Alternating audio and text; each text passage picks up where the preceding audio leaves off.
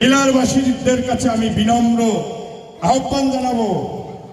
আহ্বান জানানোর পূর্বে বক্তব্যের শুরুতেই আপনাদের বিনম্র শ্রদ্ধা জানাই। আজকের আমাদের জনগোষ্ঠী এক আপনাদেরই সন্তানদের ডাকে সাড়া দিয়ে আপনারা এসেছেন। আপনাদের সন্তান যাতে গণপরিষদে যেতে পারে, যাতে পার্লামেন্টে যেতে পারে, আপনারা বুঝতে পেরেছেন। গুরুচাঁদ ঠাকুর থাকাকালীন নেতা পার্লামেন্টে গিয়েছিল। গুরুচাঁদ ঠাকুর থাকাকালীন 27 জন আমাদের জনগোষ্ঠীর নেতা, ভারতের যেটা ব্রিটিশ শাসিত ভারতের 27 জন পার্লামেন্টে গিয়েছিল। তার মধ্যে 13 জন নামসূত্র। গুরুচাঁদ চরিত পড়লেই পাবেন না? পেয়েছেন তো? 13 জন নামসূত্র, আজকের একজন নেই। এই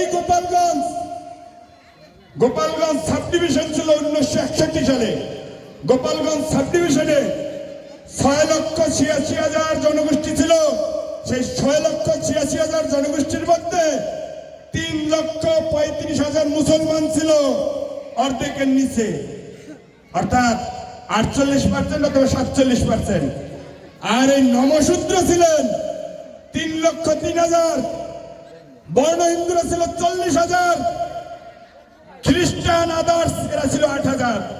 এই 6,86,000, এই 6,86,000-এর মধ্যে আপনারা যারা নবশূদ্র, শুধু হরিচাঁদের আদর্শিত সন্তান, এরা ছিলেন 47-48%। আজকের আপনাদের বিদায়ের শেষ ক্রান্তি লগ্নে এসে আপনাদের জনগোষ্ঠী, আপনাদেরই সন্তান দাঁড়িয়েছে। আজকের শুনেছি 11টা মিলারের প্রতিনিধি এসেছেন। হয়তোবা গোপালগঞ্জ 2 আসনের সংশ্লিষ্ট এই মিলার প্রতিনিধিগণ উপস্থিত হয়েছেন।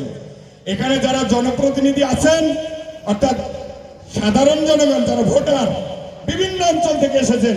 দেখেন, আজকের আমরা খুব বেশি ভোটার নেই, 47% আর 48% ভোটার নেই। আছি কত পার্সেন্ট? মাত্র 27%।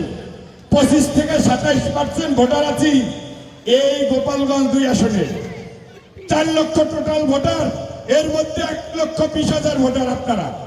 অর্থাৎ এই হরিচাঁদকে মানে, গুরুচাঁদকে মানে, হরিচাঁদ গুরুচাঁদের আদর্শিত লোক 1,20,000।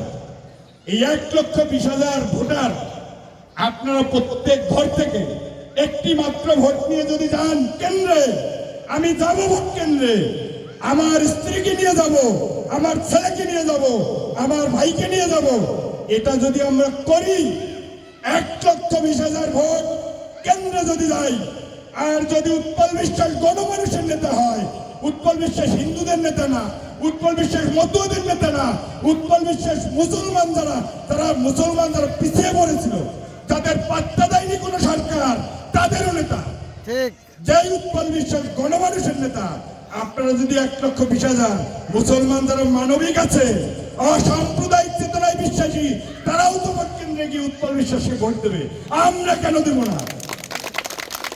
মাত্র একটা দিন শ্রম দেন, উৎপল বিশ্বের আগামী 5 বছর আপনাদের পিছে থাকবে।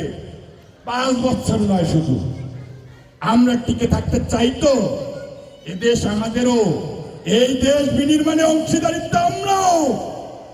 আমরা বিপন্নের পথে ঘুরে দাঁড়াবার এক্ষুনি সময়। নতুন বাংলাদেশে নতুন করে যদি গণপরিষদ হয়, সেই নির্বাচনে যদি নতুন করে পার্লামেন্ট হয়, সেই পার্লামেন্টে নতুন করে সংবিধান হয়, সেই সংবিধানে আপনাদের নাম না থাকলে আপনারা থাকতে পারবেন না? তাহলে আপনার নাম চাই কিনা? সংবিধানে আমাদের নাম চাই কিনা? যদি নাম চাই, এই দেশে বসবাস করতে চাই, অসাম্প্রদায়িক চেতনায় বিশ্বাস করতে চাই, তাহলে এই উৎপল বিশ্বাসকে পার্লামেন্টে নিতে হবে। গণমানুষের প্রতিনিধি হিসেবে ওই পার্লামেন্টে গেলে গণপরিষদের সে সদস্য হবে, সে সংবিধান রচয়িতায় অংশীদারিত্ব থাকবে, আমাদের কথা বলবে।